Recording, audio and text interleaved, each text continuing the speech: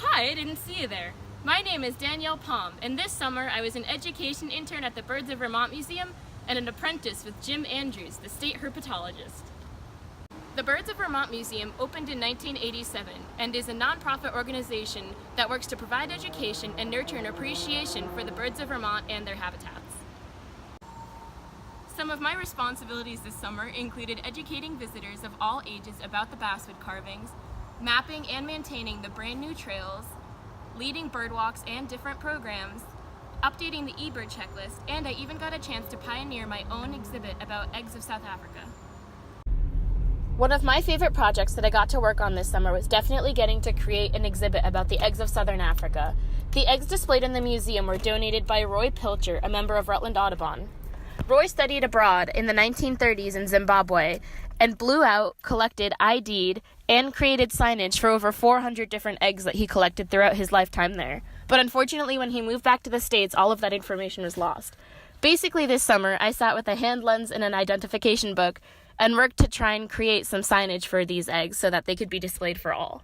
I also got a chance to help facilitate programs for people of all ages, including soap carving and birdwalks. My last project at the museum involved creating a talk for children about migration. Basically, this talk, titled Birds Beyond Borders, Flocks, Feathers, and Far Off Places, was about bird physiology, how birds migrate, and more importantly, why we should care. Every morning when I got to work, I would walk the trails and update the museum's eBird checklist. This summer alone, I had over 54 species.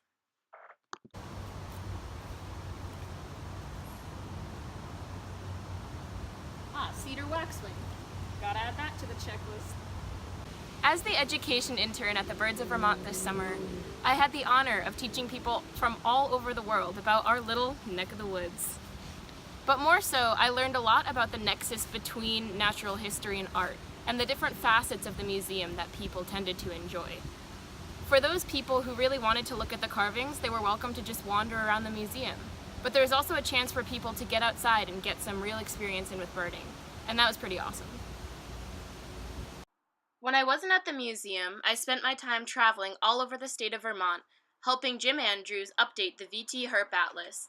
Basically, the premise of this was to find species where they hadn't been documented before and update species distribution maps across the state of Vermont for all of our reptiles and amphibians.